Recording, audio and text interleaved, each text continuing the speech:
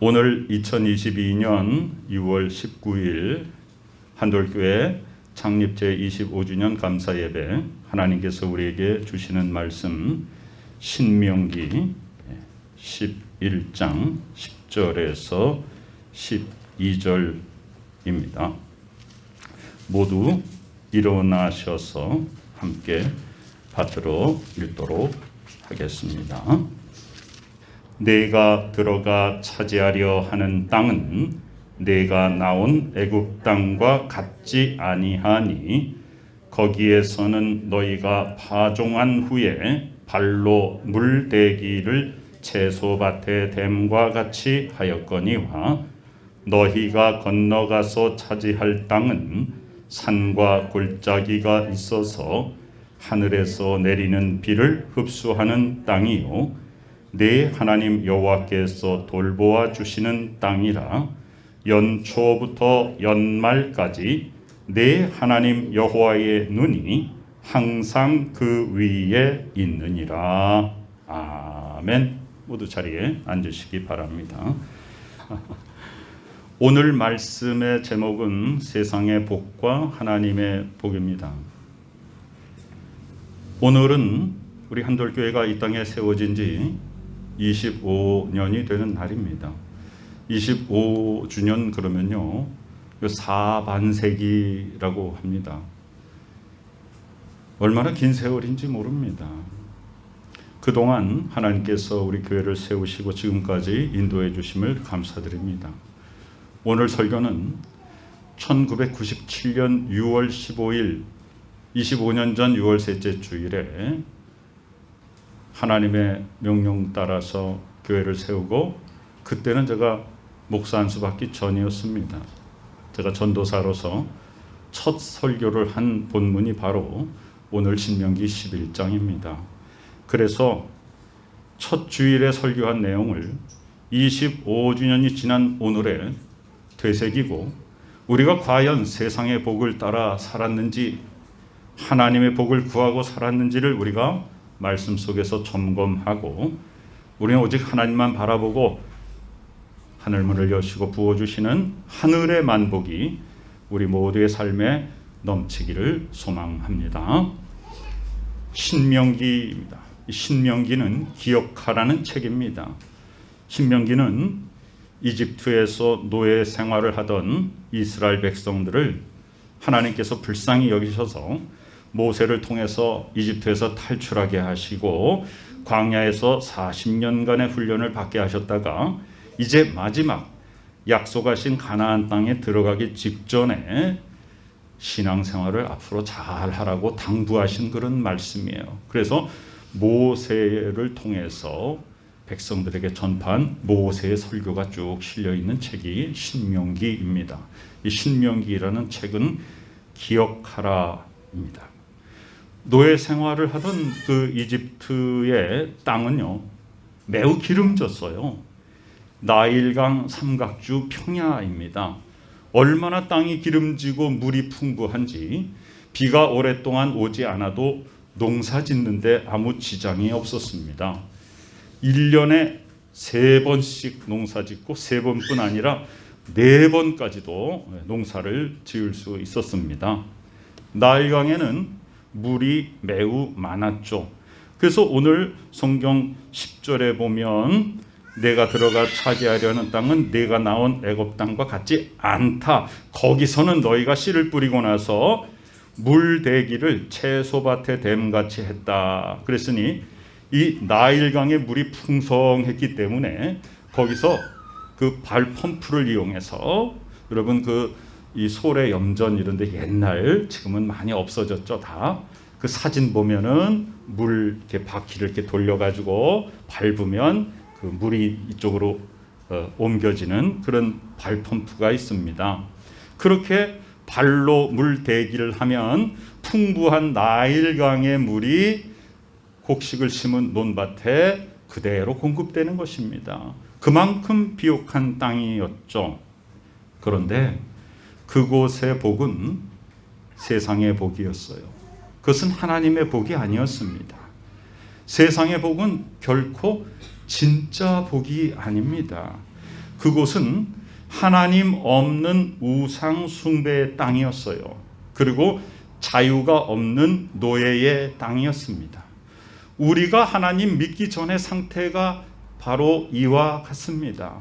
우리가 세상에서 추구하는 바는 물질을 추구하고 명예를 추구하고 살아가지만 이 세상은 지금 바로 그 만모니즘, 물질 만능주의, 악한 사탄 마귀가 우리를 속이면서 우리를 세상의 권력과 물질 가운데 눈멀게 하고 하나님 없는 삶, 우리의 영혼이 죽은 삶 가운데 멸망의 길로 가도록 우리를 미혹하고 있는 것입니다. 그것이 우리가 예수 그리스도를 믿고 하나님의 자녀 되기 전의 모습이죠. 그곳은 물이 풍부하고 땅이 비옥했지만 그곳은 하나님이 없었고 그것은 자유가 없는 노예의 땅이었습니다. 그러나 이제 하나님께서 약속하신 가나안 땅은요, 이 이집트와는 완전히 반대의 환경을 가지고 있는 곳입니다. 이집트는 평야지대였지만 가나안은 산악지대입니다. 오늘 성경에 뭐라고 써 있습니까? 그 땅은 산과 골짜기가 있다 그랬습니다. 자, 나일강 삼각주는요, 물을 머금고 있습니다.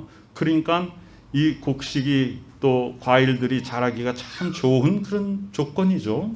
그런데 가나안 땅은 물이 하늘에서 비가 내리면 땅이 물을 머금고 있지 못하고 다 흡수해 버린다는 건 다 밑으로 내려간다는 것이에요. 광야입니다. 모래 땅입니다.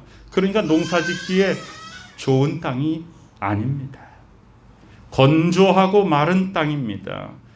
그러나 이집트에는 하나님이 없었지만 가나안은 한 해의 시작부터 그 해의 마지막까지 우리가 사는 우리의 삶의 시작부터 끝까지 하나님의 눈이 지켜보시는 곳이 바로 가나안 땅입니다.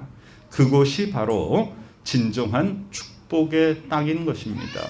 우리는 지금 이 세상 속에서 하나님의 자녀로 구별되이 택함을 받아서 예수 그리스도를 믿고 천국의 시민으로 살고 있으나 아직 우리는 육신을 입고 이 물질 세계에 살고 있습니다. 우리는 지금 완성된 천국에 살고 있지 않습니다. 우리는 항상 세상과 부딪히며 살고 있고 갈등하고 고민하면서 살고 있습니다. 그래서 우리는 무엇을 생각해야 되는가? 우리가 지금 추구하는 바가 하나님 없는 물질 만능주의의 이 세상의 복인가?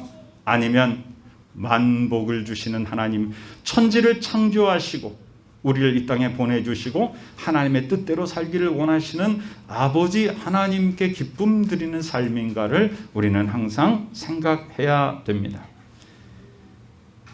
이 가나안 땅을요, 우리 오늘 10절부터 읽었지만 9절에는 젖과 꿀이 흐르는 땅이라고 말합니다. 이렇게 말하는 이유는 무엇인가요? 그곳은 사실 척박한 땅입니다. 건조한 땅입니다. 비가 1년에 딱 2번만 살짝 내리는 그런 건조 기후입니다. 결코 비옥하지 않습니다. 그런데 왜 그곳이 젖과 꿀이 흐르는 땅이라고 할까요? 젖은 바로 목축업을 말합니다. 과일이 꿀처럼 단 것입니다. 왜 젖과 꿀이 흐르는 땅이라고 하는가? 날씨가 건조하기 때문에 비가 매우 제한적으로 조금밖에 안 내리기 때문에 목축업의 그 열매는 털도 있고 고기도 있지만 우유가 있습니다. 그 우유의 질이 매우 좋습니다. 그래서 이스라엘산 치즈는 굉장히 좋은 품질로 세계적으로 인정을 받고 있죠. 이스라엘의 과일은 더욱더 그렇습니다. 이스라엘에는 최상급의 과일은 그 자국에서 소비하지 않고 모두 다 수출한다고 합니다. 그만큼 당도가 높습니다. 왜냐하면 땅이 척박하기 때문입니다. 우리가 어떤 해에 비가 많이 내리면 그 해에는 과실이 맛이 없다고 말합니다. 이집트의 풍요로운 땅, 물이 많고 땅이 비옥한 그 땅에서 1년에 3차례 4차례 농사를 지은 그 농사의 결과물은 썩 그렇게 알곡이 알찬 것이 아닙니다. 과일들이 그렇게 썩 당도가 높지 않습니다. 거기서 자라난 가축들의 우유가 그렇게 농도가 짙지 않습니다. 그러나 가나안 땅은 척박합니다. 사랑하는 성도 여러분, 우리가 사는 이 땅에서 우리가 믿음 가운데 산다는 것은 무엇을 의미합니까? 세상 사람들의 눈으로 보면 우리는 척박한 땅에 살고 있는 것입니다. 우리는 세상의 부귀와 영화를 버리고 도리어 우리는 스스로 힘들고 어려운 길을 가고 있는 것입니다. 그것이 바로 좁은 문으로 들어가는 것입니다. 세상 사람들이 추구하는 것과 정반대의 삶을 사는 것이 그리스도인의 삶입니다. 예수님께서 그런 삶을 살아오셨습니다. 예수 그리스도께서는 세상의 부귀와 영화를 버리시고 세상의 많은 사람들이 예수님을 따라갔습니다. 그리고 예수님을 추앙했습니다. 예수님께서 병을 고쳐주시면 사람들이 많이 따랐습니다. 예수님이 먹을 것을 주시면 사람들이 더 많이 따랐습니다. 왕을 삼기를 원했습니다. 그러나 예수 그리스도께서는 그것을 버리시고 스스로 십자가의 죽음의 길을 택하셨습니다. 믿는 모든 인류의 구원을 위하여 당신의 목숨을 버리신 것입니다. 그것이 예수 그리스도의 십자가 사역입니다. 그러나 죽음으로 끝나지 않고 예수 그리스도는 부활하셔서 우리에게 영생을 주시고 우리로 하여금 하나님의 자녀의 진정한 권세를 누리게 하여 주시고 천국 시민으로서의 능력을 발할 수 있도록 주 예수 그리스도께서는 부활하셨습니다. 우리는 지금 어떤 삶을 살고 있는가? 이 세상 속에서 우리는 아직도 세상과 부딪히며 살고 있습니다. 우리는 육신을 입고 살고 있습니다. 우리는 물질 세계에 살고 있습니다. 우리에게는 건강이 필요하고 우리에게는 물질이 필요한 것은 사실입니다. 그러나 하나님께서 천진 만물을 지으신 창조주라는 사실에 대해서 우리는 한순간도 잊지 말아야 됩니다. 우리는 어떤 삶을 추구하고 있습니까? 이 세상의 물질과 명예를 따라가는 것은 축복이 아니라 그것은 저주입니다. 축복의 반대는 복을 안 받는 것이 아니라 축복의 반대는 우리가 그 단어를 입에 떠올리기 싫지만 그것은 저주인 것입니다. 물이 풍부하고 땅이 비옥했지만 하나님이 없었고 거기에는 우상 숭배가 있었고 거기에는 자유가 없었고 거기에서 노예 생활을 했었던 그 땅은 축복의 땅이 아니라 저주의 땅이었던 것입니다. 하나님께서 그곳에서 인도하여 내주셨습니다. 그리고 이제 들어갈 가나안 땅은 비록 척박하고 비가 1년에 2번밖에 내리지 않고 건조하고 힘든 그런 곳이지만 그것이 왜 축복의 땅인가? 하나님께서 하나님의 눈으로 지켜보시는 땅이기 때문입니다.